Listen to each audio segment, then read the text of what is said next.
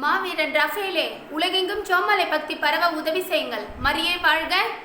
இன்னைக்கு ஒரு சூப்பரான விஷயம் தெரிஞ்சுக்க போறீங்க. என்னன்னு சொல்லி பார்த்தா, சில பேர் நம்மளுடைய உயிருக்கு மேலான நம்மளுடைய நண்பர்களுக்கு கடன் கொடுக்குறோம், சொந்தக்காரங்களுக்கு கடன் கொடுக்குறோம். பணம், நகை, சில பேர் வீடு கூட வாடகைக்கு விட்டால் கூட திருப்பி கொடுக்க மாட்டுறாங்க. புரியுதுங்களா? அந்த மாதிரி நம்மளுடைய பொருளை, நீங்கள் கஷ்டப்பட்டு சம்பாரிச்ச உங்களுடைய பொருளை மற்றவங்க திருப்பி தருவாங்கன்னு ஒரு நம்பிக்கையில் கொடுத்து திருப்பி கொடுக்கல. அப்போ நம்ம என்ன பண்ணணும்? சில பேர் டவுட் கேட்டிருந்தீங்க. நான் ஆல்ரெடி இந்த டாப்பிக்கில் வீடியோ போடணும்னு நினச்சிட்டே இருந்தேன். உங்களுக்காக தான் இந்த வீடியோ. என்னன்னு சொல்லி என்ன பண்ணணும் அப்படின்னு சொல்லி பார்த்தீங்கன்னா, ரொம்ப சிம்பிள், ஒன்றும் கிடையாது.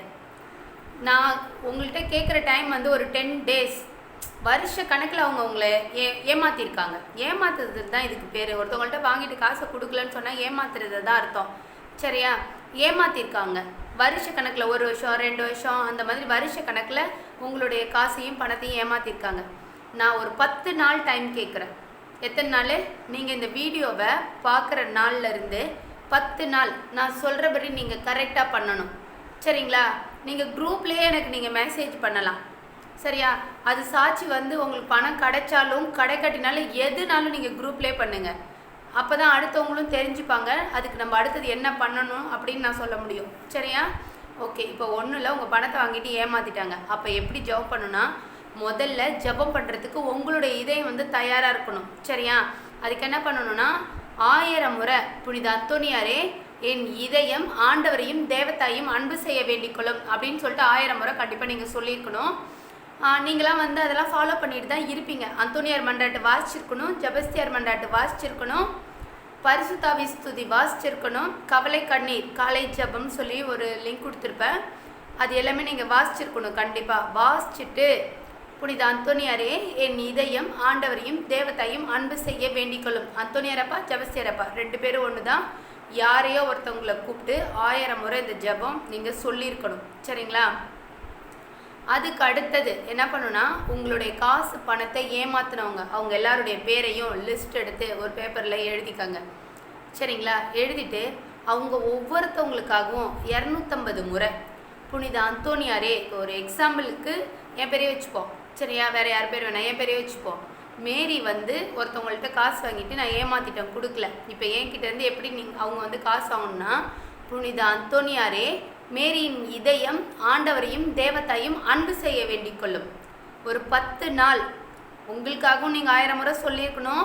காசை ஏமாத்தின எனக்காகவும் நீங்கள் 250 ஒரு ஆளுக்கும் எத்தனை பேருன்னு நோட் பண்ணிக்கோங்க. சரிங்களா? அட்லீஸ்ட் 250 டைம்ஸ் ஆச்சும் எனக்காக நீங்கள் சொல்லியிருக்கணும். என்ன ஆகுன்னு கேட்டால், இந்த வார்த்தை எப்படி அவங்க மனசை மாற்றும் அப்படின்னு சொன்னால் ஒன்றும் இல்லை. இது என்னன்னு கேட்டால், உங்களை கொல்றதுக்கு உண்டான சாத்தானுடைய ஏற்பாடு. புரியுதுங்களா? உங்களை யார் பணம் கொடுத்தீங்களோ அவங்கள ஈஸியாக சாகடிக்கிறதுக்காக சாத்தானுடைய எளிமையான முயற்சி. புரியுதுங்களா? இப்போ நம்ம எப்பயுமே சரி, யாருக்கும் கடன் கொடுக்காதீங்க, திருப்பி கொடுக்க மாட்டாங்க. ஏன்னு கேட்டால், அவங்க வாங்கும் போது ஒரு சுச்சுவேஷனில் இருப்பாங்க. அவங்க மேலே தப்பு சொல்லிலாம் இது கிடையாது. சரிங்களா? அடுத்தது சாத்தான் அவங்கள அட்டாக் பண்ணி அவங்களோட பிரச்சனையை பெருசாக ஆக்குறதுனால அவங்களால கொடுக்க முடியறதில்லை. சரியா? வேறு வழியே இல்லாமல் நம்ம அவங்கள ஏமாத்துக்காரர்கள் சொல்கிறோம். புரியுதுங்களா? ஓகே. இது யாரை கொல்றதுக்கு உண்டான முயற்சின்னு சொன்னால், காசு கொடுத்தவங்கள கொல்றதுக்கு உண்டான முயற்சி. என்ன முயற்சி அப்படின்னு சொல்லி பார்த்தீங்கன்னா, ஒன்று ரொம்ப பெரிய பணக்காரங்களாக இருக்கணும். சரிங்களா? நான் இன்னொருத்தவங்களுக்கு காசு கொடுத்தேன்னு சொன்னால், அவங்க எனக்கு திருப்பி கொடுக்கலன்னு சொன்னால் எனக்கு எந்த கவலையும் இல்லை அப்படின்னு சொல்கிற ஒரு முழு மனது இருக்கணும். முழு மனசு இருக்குன்னா அந்தளவுக்கு நம்மக்கிட்ட பணம் அதெல்லாம் இருக்கணும். பணம், நகை அதெல்லாம் இருக்கணும். சரிங்களா? இல்லை, நான் எனக்கிட்ட அந்த அளவுக்குலாம் இல்லைங்க, நான் நார்மலான பர்சன் தான், எனக்கு நான் பணக்காரங்களாகவே இருந்தாலும் சரி தான், எனக்கு என் பிள்ளைங்களுக்கு இந்த பணம் தேவைப்படுது, ஒரு உதவிக்காக தான் நான் கொடுத்தேன் அப்படின்னு சொல்கிற யாரும் நினைக்கிற யாரும் பணத்தை முதல்ல யாருக்குமே கொடுக்காதீங்க. திருப்பி கொடுக்க மாட்டாங்க. நகையை சுத்தமாக கொடுக்காதீங்க. அவ்வளோதான், முடிஞ்சிச்சு.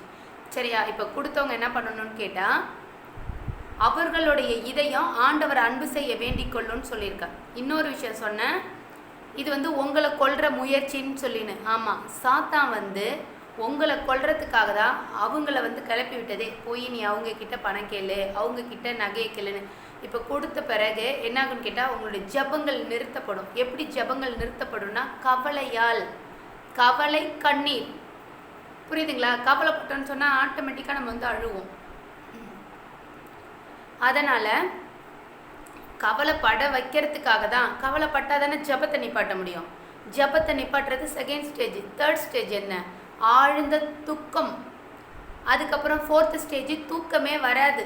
சரிங்களா? 5வது ஸ்டேஜ் எது எடுத்தாலும் தோல்வி தோல்வி தோல்வி, மன உளைச்சல். இவங்க திட்டுவாங்களோ அவங்க திட்டுவாங்களோ. 6வது ஸ்டேஜ் அப்படியே நோய் வர வச்சு கொன்னுடும் ஆளை. சரிங்களா? இல்லை அவங்களே சாகடிச்சிடும்.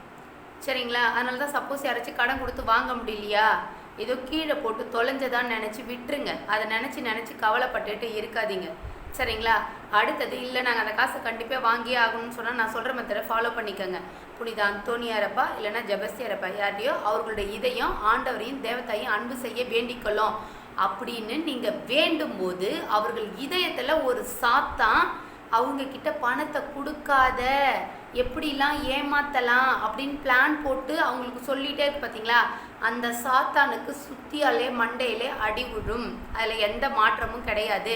நீங்கள் இந்த ஆண்டவரை அன்பு செய்கிறோன்னு வார்த்தையை வந்து ஜெபிக்கும் போது யார் வந்து உங்கள் பணத்தை கொடுக்காம ஏமாத்துறாங்களோ அவங்களுடைய மண்டையில் சுத்தியால் அடிக்கிற மாதிரி அடி விழும். அந்த சாத்தானுக்கு அடி விழும். புரியுதுங்களா? அந்த சாத்தான் ஓடிடுச்சுன்னு சொன்னால் மனிதன் வந்து ரொம்ப பாவங்க. மனிதன் வந்து பாவப்பட்டவன். சாத்தான் வந்து ஈஸியாக ஏமாற்றி அவனுடைய இதயத்தில் உட்காந்துக்குது. புரியுதுங்களா? அதனால் அவனுக்கு அந்த பணம் வாங்கினவனுக்கு என்னது? அவமானம், அசிங்கம், நிறைய விஷயம். அந்த சாத்தான் அடித்து விரட்டின பிறகு அவன் நார்மல் மனுஷனா அப்போ தான் அவங்களுக்கு புரியுமே. என்ன புரியுனா, நம்ம பண்ணது தப்பு, அவங்கக்கிட்ட நம்ம கடன் வாங்கியிருக்கோம், அந்த காசை எப்படியாச்சும் நம்ம திருப்பி கொடுத்துடணும். அதுக்கப்புறம் தான் அவன் கொடுக்குற மனநிலைக்கே வருவான். புரியுதுங்களா? அதனால தான் நான் சொல்கிறது, யார் மேலேயும் கோவப்படாதீங்க. எல்லா பிரச்சனைக்கு காரணம் சாத்தான் தான். உங்களை ஒருத்தவங்க ரொம்ப கேவலமாக திட்டுறாங்க. சரிங்களா? பேர்ட் வேர்ட்ஸில் ரொம்ப கேவலமாக திட்டுறாங்க, கோவமே படாதீங்க. சரியா? நீங்கள் கேட்கலாம், உங்களை யாராச்சும் திட்டினா கோவப்படாமல் இருப்பீங்களா அப்படின்னு சொல்லிட்டு. நான் என்ன பண்ணுவேன்னு சொன்னால், யார் என்ன திட்டினாலும் சரி, அதுக்கு தான் இந்த மாதிரிலாம் திட்டெல்லாம் வாங்கக்கூடாது, இந்த மாதிரிலாம் பிரச்சனைலாம் வரக்கூடாதுன்னு சொல்லிட்டு தான் காலையிலே ஜெபத்தை பண்ணிடுறது. அதனால தான் அந்த ஜெபத்தெல்லாம் கண்டினியூ பண்ணிக்கிட்டே இருங்க. என்னைக்கு என்ன பிரச்சனை வரும்னு சொல்லி நம்ம யாருக்குமே தெரியாது. புரியுதுங்களா? இன்றைக்கி இந்த பிரச்சனை வரப்போகுது, வரப்போகுதுன்னு தெரிஞ்சால் நம்ம உஷாராக இருக்கலாம். வரப்போகிறதே தெரியாதே. அதனால் எந்த பிரச்சனையும் வரக்கூடாதுன்னு சொல்லிட்டு தான் தொடர்ந்து நான் உங்களை ஜெபம் பண்ணிகிட்டே இருங்கன்னு சொல்கிறது. அந்தோனியார் மண்டாட்டும் ஜெபஸ்தியார் மண்டாட்டும் தொடர்ந்து நீங்கள் லைஃப்பில் வாசிச்சுக்கிட்டே இருந்தீங்கன்னு சொன்னால் உங்களுக்கு எந்த பிரச்சனையுமே வர விட மாட்டாங்க. புரியுதுங்களா? இப்போ நான் வீடியோ போடுறேன்னு வச்சுக்கோங்களேன், என்னால் சும்மா போட முடியாது. இங்கே பாருங்கள்,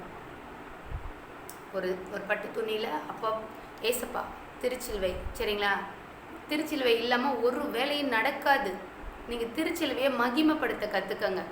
ஒரு மகிமைப்படுத்துறதுன்னா என்ன? ஒரு தொட்டு கும்பிடுங்க. ஏசப்பாட உடலில் வழிஞ்ச ரத்தத்தை, இது வந்து ரொம்ப பழைய காலத்து சிலுவை, எங்கள் ஆச்சி வச்சு வணங்கின சிலுவை, அதனால தான் ரொம்ப பழசாக இருக்காங்க. சரிங்களா? நீங்கள் தொட்டு ஏசப்பாவை வணங்குங்க. வேறு ஒன்றும் இல்லை. ஏசப்பா உங்கள் ரத்தம், உடம்புல வடிகிற ரத்தம் வீண் போக நாங்கள் விட மாட்டோம்.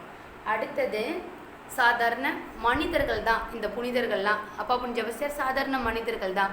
இருந்தாலும் இப்போ நான் வீடியோ போடும்போது சாத்தானை என்னை தொல்லை பண்ணக்கூடாதுன்னு சொல்கிறதுக்காக தான் என் பக்கத்திலே வச்சுருக்கேன். புரியுதுங்களா? இப்படியே பக்கத்திலே வச்சுருக்கேன். வேறு வழி இல்லை, போட முடியாது. அப்போ என்ன அர்த்தம்னு கேட்டால், இந்த மாதிரி புனிதர்களை நம்ம இறுக்கி பிடிச்சிட்டாதான் சாத்தான் நம்ம கிட்ட வராது. வந்தால் அடி விழும். இப்போ மேரி கிட்ட போனால் மேரி அடிப்பன்னு அதுக்கு தெரியும். புரியுதுங்களா? அந்த மாதிரி உங்ககிட்ட வந்துச்சுன்னா நீங்கள் அடிப்பீங்கன்னு அதுக்கு தெரிஞ்சால் அது வராது. இல்லை இவங்க அடிக்க மாட்டாங்க, ஒரு தலைவலி ஒரு ஜுரம் அப்படின்னு சும்மா தூவி விடுவோம், எதையோ அள்ளி போடுவோம், அப்படின்னு கொளுத்தி விடுவோம் அப்படின்னு சாத்தான் நினைக்கும் போதே நம்ம பயந்து நடுங்கணும். சரிங்களா? பயந்து நடுங்கணும்னு சொன்னால் அடுத்தது நம்மளே அது அடிக்கும். ஜுரம் வந்தாலோ, சரிங்களா, ஒரு தலை வலிச்சா கூட இந்த தலைவலிக்கு காரணம் நம்ம நேற்று சாப்பிட்ட ஐஸ்கிரீம்னு நினைக்கக்கூடாது. புரியுதுங்களா? அதுக்கு பதிலாக என்னன்னு நினைக்கணும்னு கேட்டால், சாத்தான் தான் என் ஜெபத்தை கெடுக்கிறதுக்காக தலையை வலிக்க வைக்குது அப்படின்னு சொல்லிட்டு ஒரு அருள்ந்த மாதிரியே சொல்லுங்கள். உங்களுடைய இதயம் ஆண்டவரை அன்பு செய்யணும்னு சொல்லுங்கள். சொல்லி பாருங்கள், தலைவலியின் ஜுரம் எங்கே போகுதுன்னு பார்ப்போம். சரியா? சரி, ஓகே. இப்போ கடன் கொடுத்தவர்கள் உடைய இதயத்தில் இருக்கிற சாத்தானை அடித்து விரட்டுனா ஆட்டோமேட்டிக்காக உங்களுக்கு பணம் வந்துடும். புரியுதுங்களா? கான்செப்ட் புரியுதா? பணம் யார் உங்ககிட்டேருந்து வாங்கி உங்களை ஏமாத்துனாங்களோ அவங்களுடைய இதயம் ஆண்டவரையும் தேவதையும் அன்பு செய்ய வேண்டிக்கணும். நீங்கள் இப்போ இந்தியாவில் இருக்கீங்கன்னு சொன்னால் அவங்க அமெரிக்காவில் கூட இருந்துட்டு போட்டோம், உங்களுக்கு தெரியாமல் கூட அவங்க போயிட்டு போட்டோம், எதை பற்றி நீங்கள் கவலைப்படாதீங்க. சரிங்களா? நீங்கள் அவங்கள தேடிலாம் எந்த இதுவும் கண்டுபிடிக்க தேவையில்ல. நீங்கள் ஜபத்தை மட்டும் அவங்களுக்காக தொடர்ந்து பண்ணிகிட்டே இருங்க. ஒரு 10 நாள் எடுத்துக்கங்க, ஏதோ ஒரு மாற்றம். சரியா? நான் என்ன சொல்கிறேன்னா, அப்படியே தொடர்ந்து ஜபம் பண்ணிக்கிட்டே இருந்து எங்களுக்கு அதனால் ரிலீஃப் கிடைக்கலாம் பண்ணாதீங்கன்னு சொல்கிறேன் நான். சரியா? அப்படியே பண்ணிகிட்டே இருங்க, அப்படிலாம் நான் சொல்லவே மாட்டேன். உனக்கு புதுமை நடக்கணும், நடக்கலையா பண்ணாதீங்க. ஏன்னா உங்கள் நேரத்தை நான் வீணாக்க விரும்பலை. எனக்கு தேவை ஒரு 10 நாள் தான். சரிங்களா? 10 நாள். ஆனால் நான் சொன்னதை கரெக்டாக ஃபாலோ பண்ணியிருக்கணும். கவலை கண்ணீர் ஜபத்துக்கு உண்டான லிங்க் கீழே கொடுத்துருக்கேன், அதை கேட்டே ஆகணும். ஏன் அதெல்லாம் கேட்கணும்னு நான் கண்டிஷனாக சொல்கிறேன்னு சொன்னால், அதில் சாத்தானுடைய எல்லா வழிகளையும் அடைச்சி வச்சுருக்கோம். சாத்தான் எந்தெந்த விதத்தில் உலகம் சரீரம் பசாசு எந்தெந்த விதத்தில் தொல்லை பண்ணுமோ அத்தனை வழிகளையும் அந்த ஜபத்தில் அடைச்சிருக்கோம். சரிங்களா? அடுத்தது பரிசுத்தாவி ஸ்துதி. பரிசுத்தாவி கடவுள் இல்லாத இடத்துல நம்மளால் ஜெபிக்க முடியாது. எப்படி உடல்ல ஆவி இல்லைன்னு சொன்னா மனிதன் பிணமோ செத்து போன பிணமோ, அந்த மாதிரி பரிசுத்தாவி இல்லாத உடலும் மனிதனும் பிணத்துக்கு சமமானவன், ஒண்ணுமே பண்ண முடியாது. அதனால பரிசுத்தாவி ஸ்துதி தினந்தோறும் வீட்டில் ஓடியே ஆகணும். சரிங்களா? கண்டிப்பா கேளுங்க, அதோட லிங்க்கும் கொடுத்துருக்கேன். அதுக்கப்புறமா நம்மளை வழி நடத்தும் நம்மளுடைய தலைவர்கள் யாரு? தூதர்கள், நம்மளுடைய காவல் தூதர்கள். சரிங்களா? மிக்கேல் தூதர், கப்ரியேல் தூதர், ரஃபேல் தூதர், தூதர்களை அழைக்கணும். சரிங்களா? அவங்கள அன்பு செய்யணும். அவங்கக்கிட்ட பேசிகிட்டே இருங்க. அவங்க பேசுறது உங்கள் காதில் விழனா பரவாயில்ல, நீங்கள் பேசுங்க, எங்களை வழி நடத்துங்க, அன்பு செய்யுங்க. ஒருத்தவங்க உலகத்துலேயே அன்பு செய்கிறத விட, இப்போ நம்மளை ஒருத்தவங்க உண்மையானுமே அன்பு செய்கிறாங்கன்னு சொன்னால் அது எவ்வளோ பெரிய பாக்கியம் தெரியுமா? அந்த மாதிரி அவங்கள நீங்கள் அன்பு செய்யுங்க. அடுத்தது இந்த ஏசப்பாவர ரத்தத்தை அன்பு செய்யுங்க. தேவதாயுடைய கண்ணீரை அன்பு செய்யுங்க. அவங்களுடைய கண்ணீர் வீணாக போகக்கூடாது.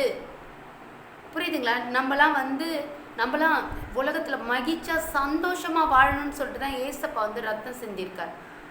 சரிங்களா? ஆண்டவர் அன்பு செய்யுங்க, ரொம்ப அன்பு செய்யுங்க. ஏசப்பா உங்களுக்கு கையில் ரத்தம் வருதா? ஏசப்பா உங்களுக்கு காலில் ரத்தம் வருதா? உங்களுக்கு தலையில் சூட்டிருக்க முள்முடி ரொம்ப குத்துதா? உங்களுக்கு வலிக்குதா? ஏசப்பா 2 நிமிஷம், ஒரு நாளைக்கு 2 நிமிஷம் ஏசப்பா கிட்ட பேசுங்க. எவ்வளோ நாள் நீங்கள் ஏசப்பா கிட்ட பேசாமல் இருந்திருக்கீங்க? அதெல்லாம் சாத்தானுக்கு எவ்வளோ பெரிய ப்ளஸ் பாயிண்ட் தெரியுமா? அதனால தான் அடிச்சிருக்கு.